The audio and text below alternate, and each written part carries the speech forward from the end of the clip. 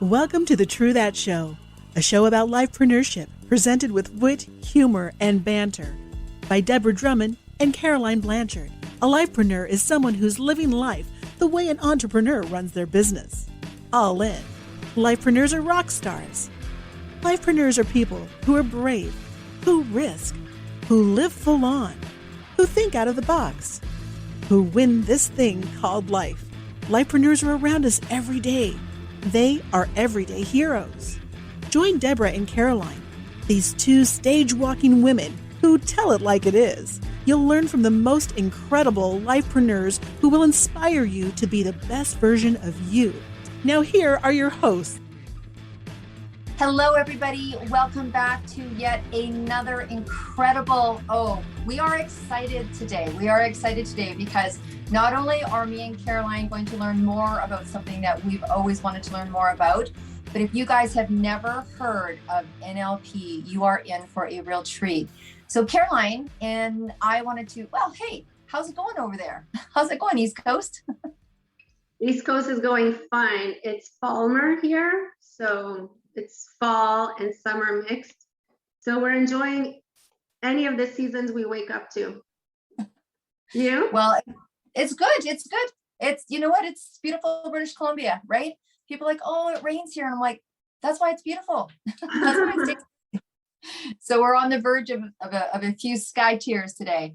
But it's good. It's good. I'm excited because, as you know, I love personal growth and you love personal development. And I believe that what Alan's going to share today is very powerful. We had a great conversation and he told me an amazing story that I'm hoping he's going to share today about this fireman. And anyways, I'm going to leave that aside a little bit. We're going to talk about, when I hear his story, it reminds me of so many times when you might need something, you might feel like you need some personal development or something's not kind of quite right. And I've had this happen. I've literally said, when a book flies out at you, I've looked at my bookshelf and I know that you have many, and a book kind of gleams, or there's something when I'm scrolling through, social media and I'll see like someone's picture. It could even be someone's picture. Honestly, that's how I met Alan. It was like, there was just something about him that made me reach out to him. Have you ever had that happen? Yes, quite often, actually. That's kind of like how I live my life, make my decisions, and which I was criticized when I was in corporate because I made huge decisions that were involving huge finances. And I was asked what was my reasoning. And I was like, it's my gut.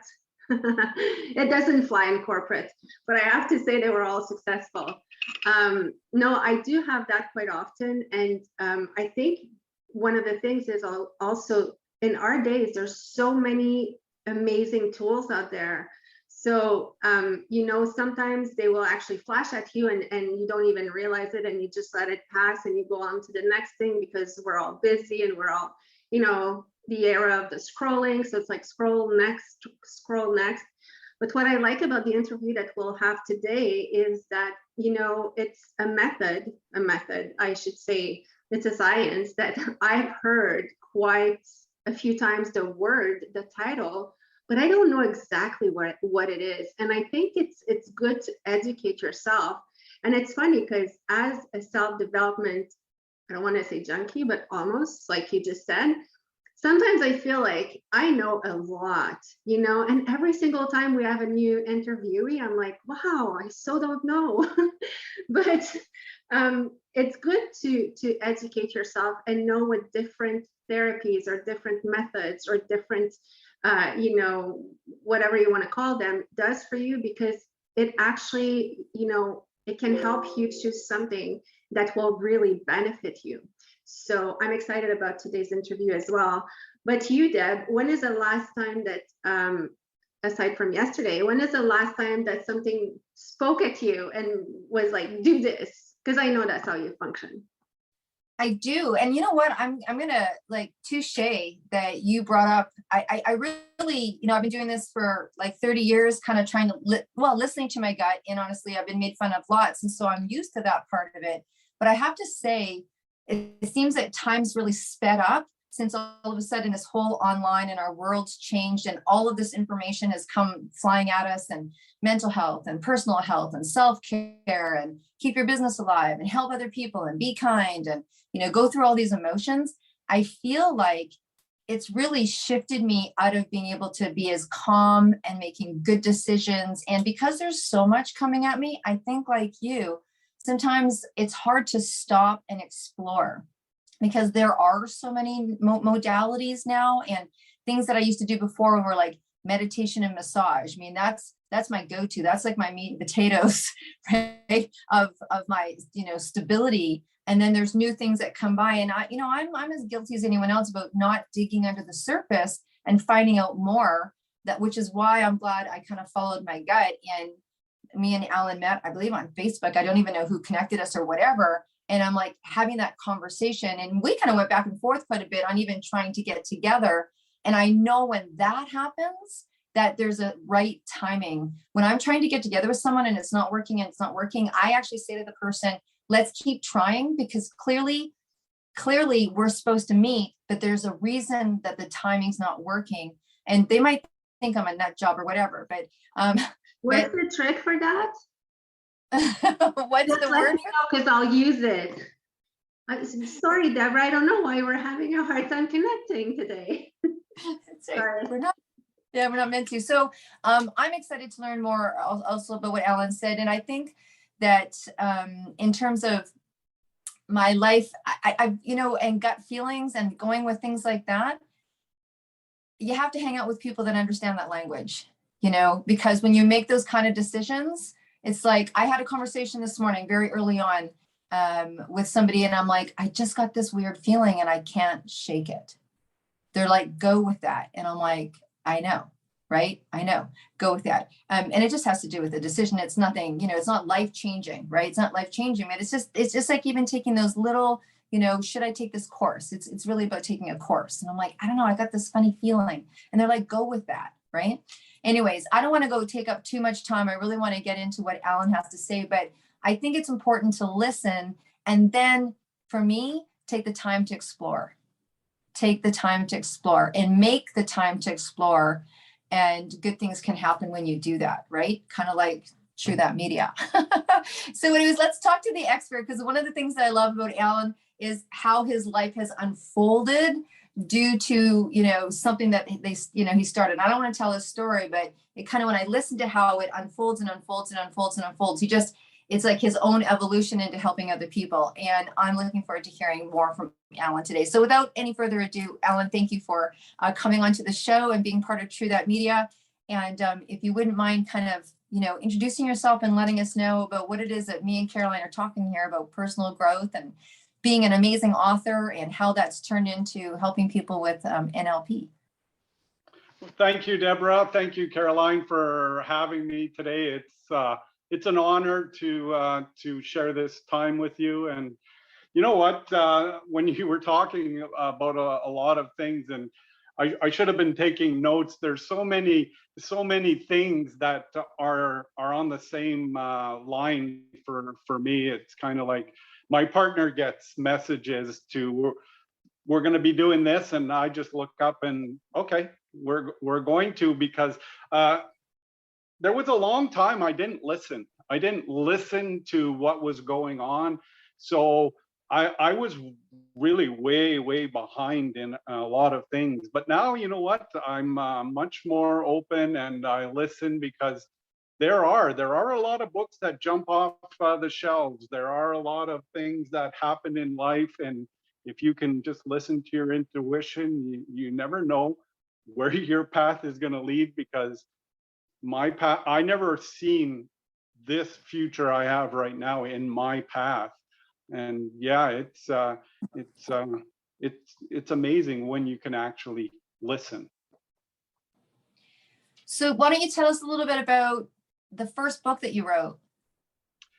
You know what, that first book we wrote, it's kind of like caused some major things, and I never actually seen myself as an author.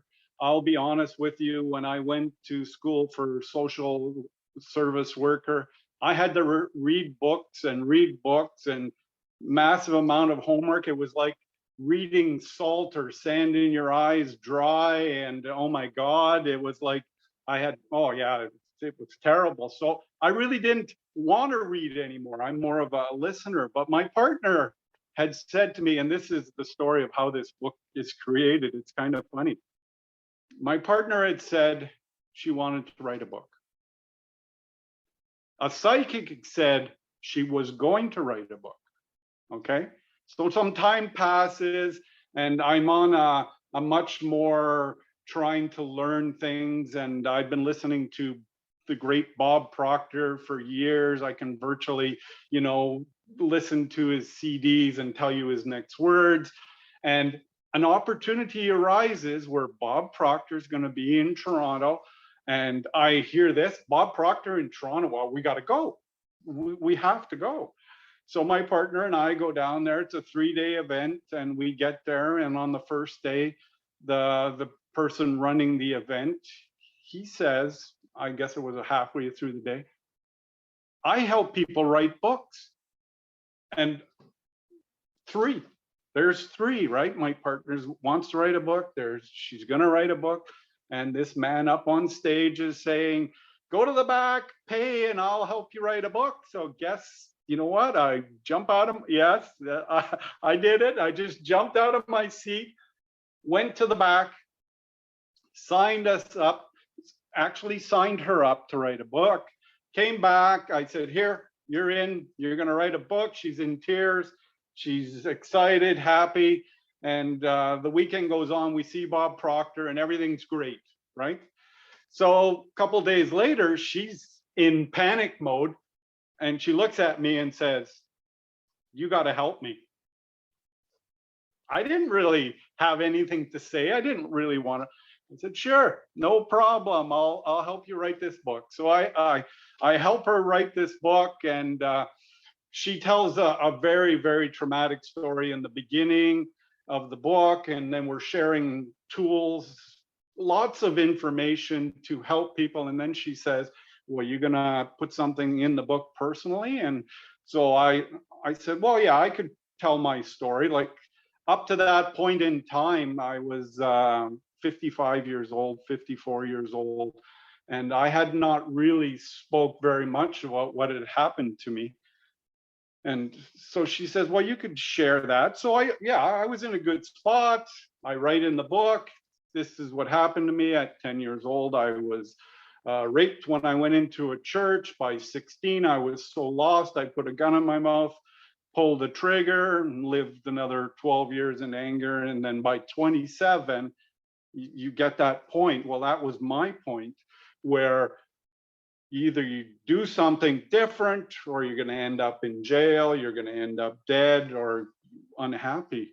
And so I just wrote that very nonchalantly in the book.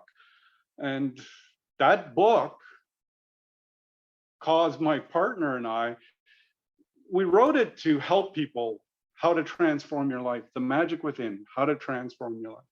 We picked the magic within because we know and believe everything comes from within. If you can't be happy inside, it doesn't matter what's happening outside, you're still not going to be happy. But if you can be happy inside, you're going to be happy outside. And you know what? I know when I went to school, I was on unemployment. I had teenage kids living with me. I had no money. It was the biggest struggle of all, but it was actually the most happiest time I've been with those teenagers. Yes, I said that. It was the happiest time with living with teenagers. It was. But that book, it transformed our lives, because suddenly we're getting phone calls from people and they're asking us for help. I don't even have a consent form. I don't even have a confidentiality form. I don't have anything. We don't know anything about business. We know how to help people because we've worked in the addictions mental health field for years. But so suddenly we've got to create a company, create a business from a book. And that was me listening to my partner. And you know what? I'll be honest, I didn't listen very much till I started down the path, and even the story of how I ended up going to school is because I started to listen. And it's amazing what happened to us because of that book. So one of my first question would actually be to your partner. How can you get a partner to listen this much? So we're going to bring her on the next podcast because that is intriguing in itself. So congratulations for you to really, you know, being attentive and really helping her go through her stuff. But clearly it brought you something as well. It was both of your paths to follow. But tell me a bit, like after the Magic Within, after you created your company, and I kind of know the feeling what it is to start with a book and then like it all like it comes down on you. There's a company and then we need to create a coaching program and this and that. What kept driving you to do that? Because you could have stopped at the book as well, but the fact that you kept going, there's a drive in you that there's clearly something you believe in that you want to share that is bigger than the book. So what was that thing for you? You know what, for us, that book was, we had no plan of the company. We didn't forward think. We wrote the book specifically because my partner and I want to help people. And we found these amazing tricks to help people, these amazing tools to reframing things. And we found NLP, like Cindy, again, listening to Cindy, I can do that, NLP. So we sign up for an NLP course. We have a few clients working, and the funniest thing was when I was doing the NLP interaction, I had a crisis call from somebody and they wanted to get help for their son, and I was learning NLP and doing crisis calls all day for whole weeks and even in training. But we want to make a difference. We want to help people. Like, you know what, when I went through all of that darkness, and I emerged into the light, I would have loved somebody coming up with me with a tool like NLP, and it's called MER, mental emotional release technique, and releasing all of that anger, sadness, fear, hurt for that traumatic event. And I wouldn't have wasted or lost 17 years of my life. Like, you know, the first 6 years I was a kid living in terror because I had lied to my parents. I never told them. I never said what was going to happen because, you know what, when I went into that church, that person said, "You're bad, you need to be punished." He punished me. And when I left running, and I thought, I don't want to be punished by my parents. So I kept that secret, and that secret stayed with me till I was 50 years old.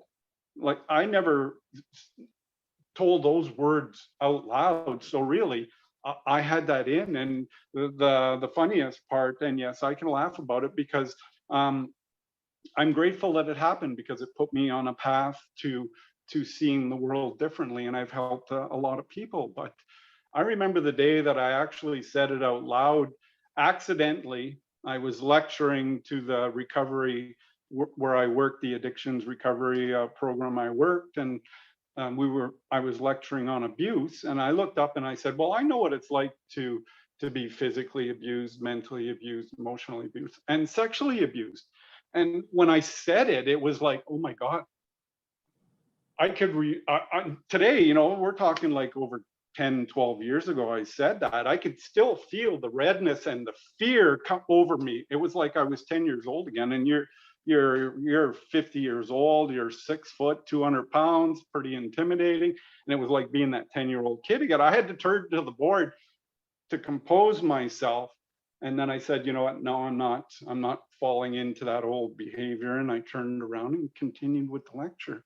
And it's kind of like Deborah said, sometimes the book falls off the shelf and it's time for you to read it. And that whole subject just flowed out that one day. And since then, I'm openly talked about it many times with people. And, it's helped many people. And you know what? It's kind of like the two-edged sword. When I said it on Facebook, I wrote another book specifically about what happened. Some men said, well, why would you say that out loud? And you know what? A lot of people said, well, thank you for being brave. And you can see the difference in the both attitudes. And for us, we've been on a quest to learn how to help people. And I don't want people losing or being locked into their pain and their darkness. It's why we have a belief. Trauma, you have to take years to deal with it. But really, we don't have to take that long to deal with anything. You can be traumatized in a minute. Why can't you release trauma in a little bit more than a minute, maybe, but not years? I think that's a really brilliant statement, what you just made. First of all, thank you for sharing, Ellen. And I think that's a really brilliant statement. And I believe that has been a concept for a long time. And it's interesting to hear it being talked about in, it doesn't need to be that way anymore. Because I think that's the evolution of healing. You know, it's kind of like we all used to think it had to be meat, potato, and vegetables. And then you learn more about your digestion. And then you know that you shouldn't put those together, or, you know, that sugars, you shouldn't eat certain amount. I mean, it's an evolution of learning and evolving, and tapping in and getting that information to you sent at the right time by the right person, hopefully. And I think that we have, and I believe that it's still very much a belief around doing therapy, healing yourself is going to be a long, drawn out experience. And I believe that as someone who's a survivor, is that because it was so big to, you know, so big to me, so big to you, so too big to whoever's listening, because it's such a big thing, and because we kept it a secret for so long, there's this idea that it's going to take as long to heal it. But if you listen to someone like yourself's story, where it happened in early years, and here you are more going towards your elder years, and you've had that gap of time, I believe sometimes people think it's going to take that long to heal because it took that long to come out and say that there was something to heal. You know what I mean? Which is why I'm very fascinated about NLP. I think that, like you said, it's not going to happen in a minute. There's a process that people need to do, and they need to digest and hear and integrate. And I don't think maybe, you know, in 10 or 15 minutes, things change, but to be able to now have tools that shorten that projected experience. I'd love to ask you if you could just explain, please, to people that are listening and watching, what is NLP? Where did it come from? I know you've had some great stories and experiences with it yourself, but look, if there's a tool that can help heal you, we know that our outside world is a reflection of what's going on inside, right? So you got challenges in relationships. You might have a challenge with a relationship with yourself. If you keep going from boss to boss to boss to boss to boss, or you can't get past a certain place in your career, or you keep having the same issue, you know what I mean? There's probably a dynamic, you know, we're part of the situation, so we might be part of the solution. So can you tell us a little bit more about NLP in itself? You know what, NLP it's really hard to explain, but it's really easy to explain as well. Neuro-linguistic programming, it's kind of like, I've got kids, they're teenagers, and the best thing I can tell you is I'm a mechanic, I work on cars, and I can fix anything. They buy a car, and I look at this car, and they ask me to fix it. Well, what I tell them is, I'll get a manual for your car, it'll give me all the secrets, it'll give me the tools, it'll tell me the exact procedure on how to fix it, and it'll be fine, I'll fix your car. Well, NLP, neuro-linguistic programming, is kind of like having the manual to help your unconscious mind, because that's where everything is. It's in your unconscious mind. It's like the operating system of your laptop. Your conscious mind is Windows. You type something in, and the laptop does it. But the unconscious is where everything is. The hard drives, your beliefs. It's your foundation. It's what makes you operate. Like, if you think about it, you don't think to blink. You don't think to breathe. You don't think to listen or anything. Well, that's your unconscious mind doing that. And imagine having a tool that bypasses the conscious mind, because the conscious mind is all about logic and structure, and this is how it's done. And yes, when we do NLP with people, a lot of times we ask questions in a very specific language and very specific words, and they look at us and they say, really? And we'll have to tell them, don't consciously think about it, just relax, and the first answer that comes to your mind is the correct answer. Even if it doesn't make sense to you logically, it's the correct answer. And NLP is like having the manual for the unconscious mind. I think that's where I belong, because I will be honest, I've done years of therapy, and like I'm a survivor as well. I tried therapy when I was younger, then stopped, then started again, then stopped. You know, every time there's a milestone in my life, whether it be good or bad, I'm like, okay, time for therapy. I'm gonna try it again now because I'm in a new place. And I played this game with the therapist of like literally, because it's all my logic that is there. I know what I'm saying. I know exactly like what they're gonna answer. I studied psychology as well. So it's really, so now I don't even bother anymore trying to talk therapy, because like I said, it's almost a game. Like it took me a while to realize that that's what I was doing, but it is what it is. But now that you say that, I realize it's my logic that analyzes everything and answers everything. And there's just ways, you know, sometimes you want to say something, you want to express a feeling, you want to express a fear. And then at 47, when you hear yourself, you're like, of course, that doesn't make any sense. So I won't say it this way. I will say it this way, because it's the logic that comes in. So I'm actually liking this part of NLP. So, you know, who is the perfect candidate for that? Or like, I'm thinking about the listeners right now. At which point can you turn and decide, I want to do this? And how do you actually start when you're starting from scratch?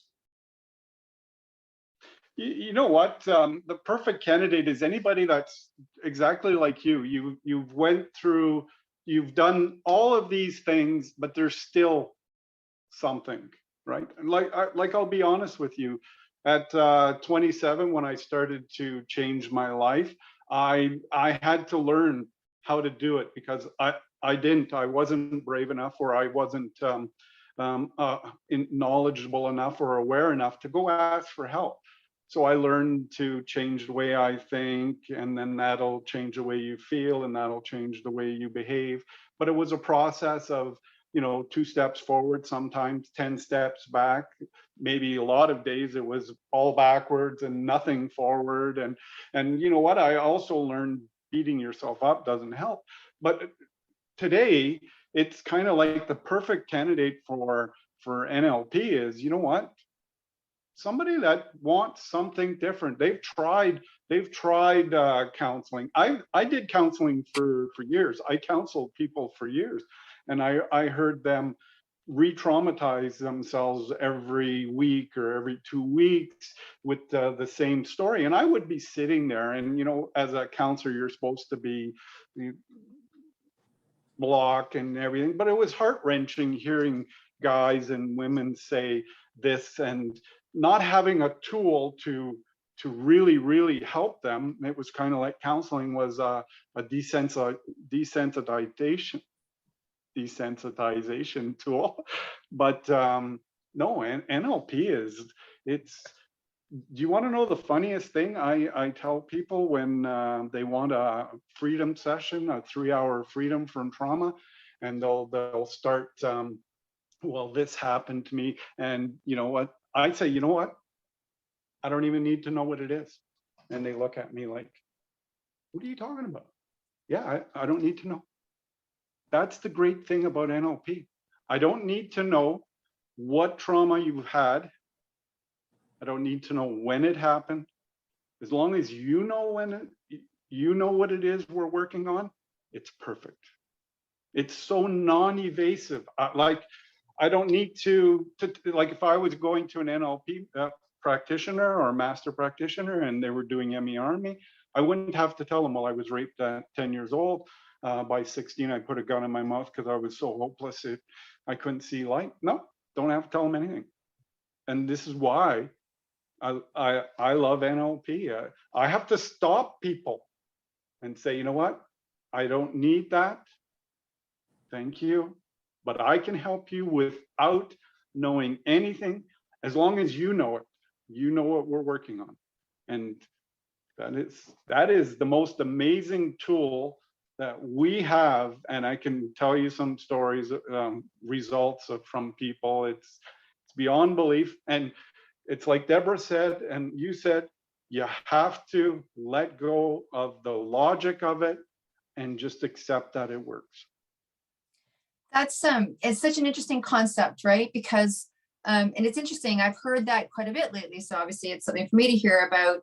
We know when the story keeps getting played out that things start firing off in the brain, and you can kind of go back into that place and in that patterning, and you see people. It's interesting, like we always see people, but you can see people in their patterns. You can see people sabotage themselves. You can see people, you know, do things over and over again, and you're like, don't they see that? You know, we have our own stuff, and I'm not saying that we sit there and judge, but it's interesting to note. It's interesting to note. And I think it would take someone back. I mean, I know, myself and Caroline, people might think all we do is therapy, but we do. So no, I'm kidding. But it's interesting to, that's a very different approach. And again, I think it's a paradigm shift. It's a paradigm shift for people to understand that it's energy, it's connections that are happening neuronally, and that you can recover quickly and recover differently. I know as someone who's gone into counseling to talk about different things, whether it's, your ex-husband or being a parent and you go in, you tell your story, they give you advice about your story, they try to make you feel better, give you coping skills and techniques about your story.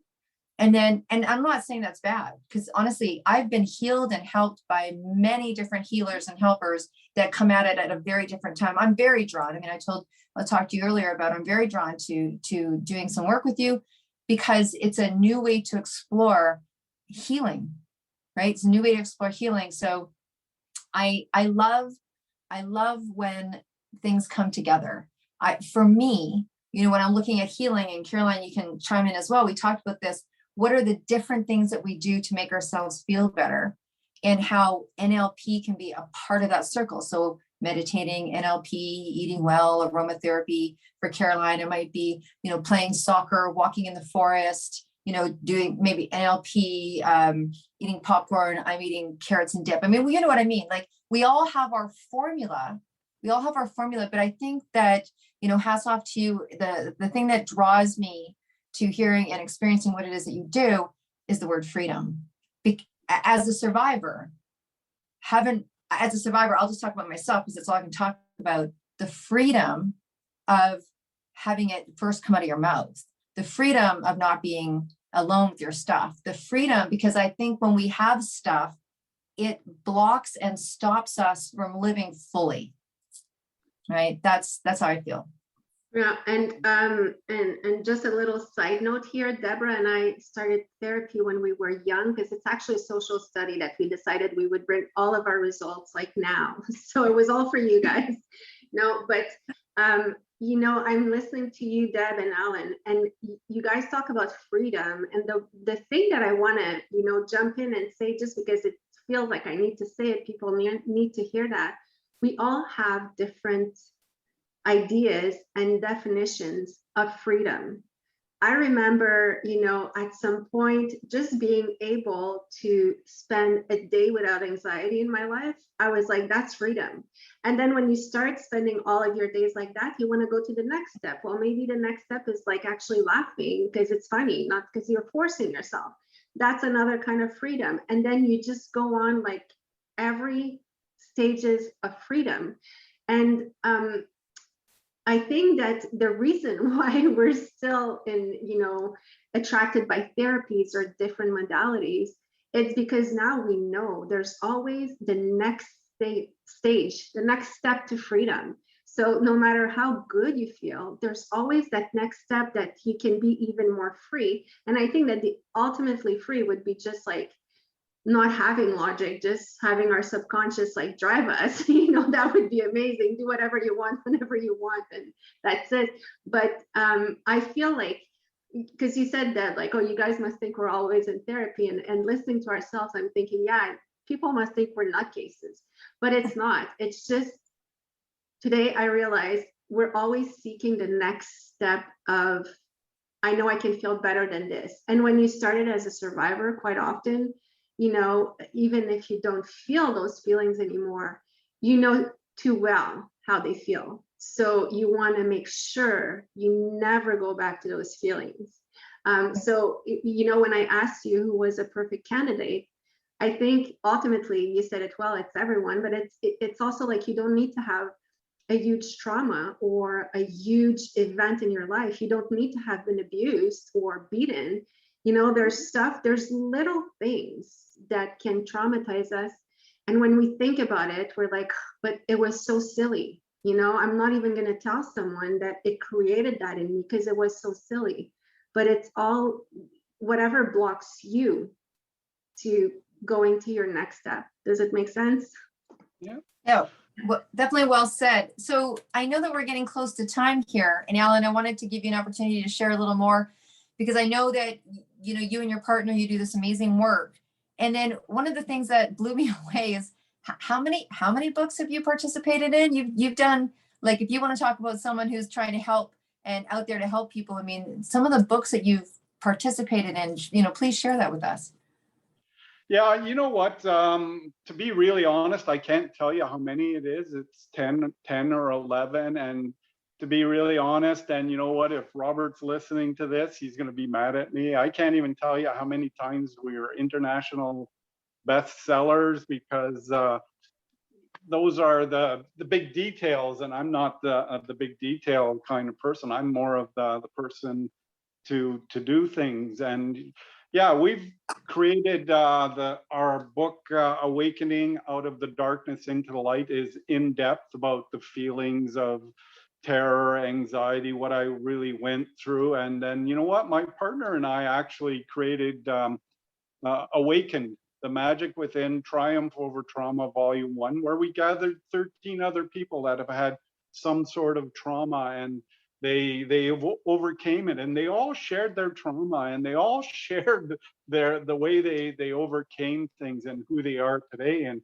I believe the majority of, I believe all 13 are out helping people as well. And you know what, the other books where we wrote with Robert, they're all about helping somebody, whether it's business or changing.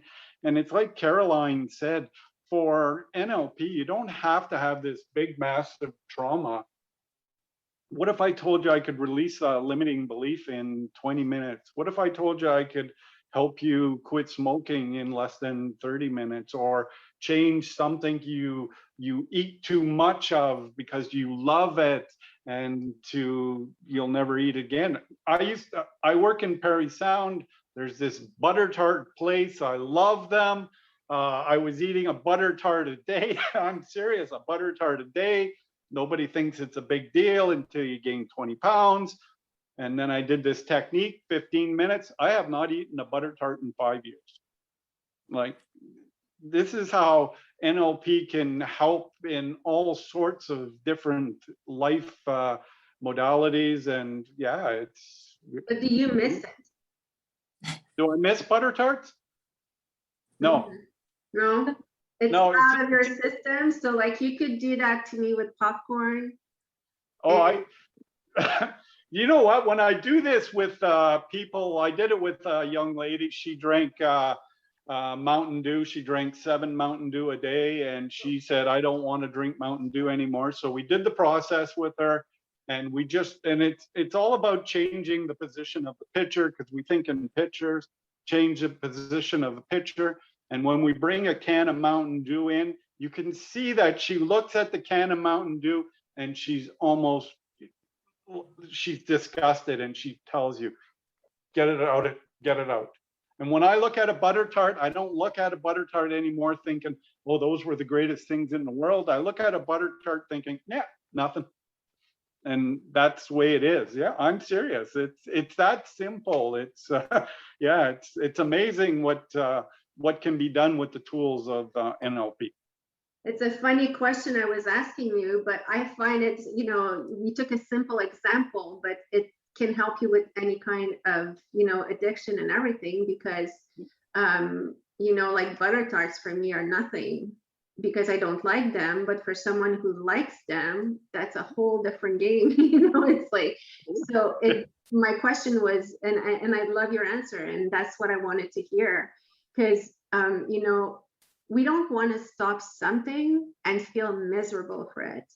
Sometimes like people do a diet and they cut sugar, and they will talk to you about it every single day. And every single time you look at them, they're like, yeah, I'm not taking sugar anymore. And you're like, well, maybe you should, maybe you would, because there's also mental health in there. So it's cool to stop things without, craving them. But how can people reach you? First of all, can people do that via Zoom, or you only do sessions in person?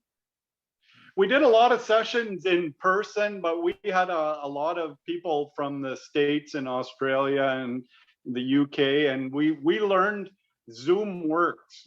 Zoom is perfect. We've done it on the phone with people because they did not have Zoom, but the best results for us is when I can actually see your body language, and I can see what you're going through and what emotion you have, and your skin color and everything tells me if things are working.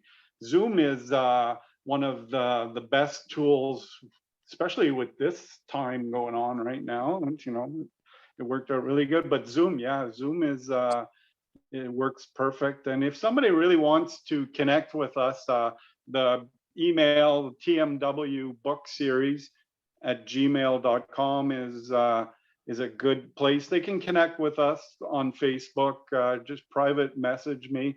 And you know what? I give people my phone number all the time, 705-698-2437, if they want to call, because a lot of times people don't like the electronic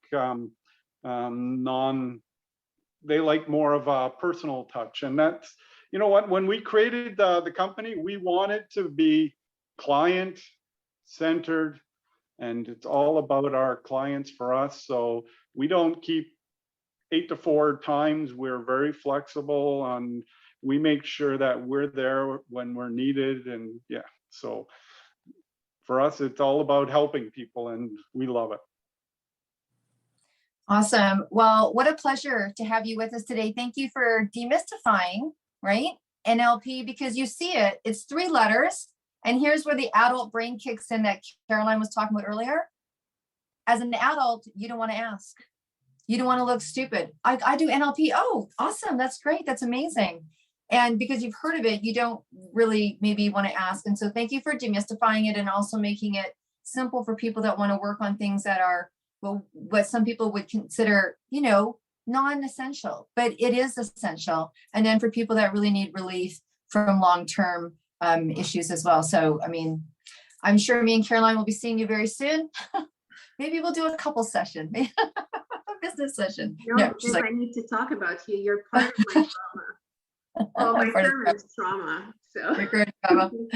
Anyways, thank you so much for coming on. Caroline, would you like to close the show today?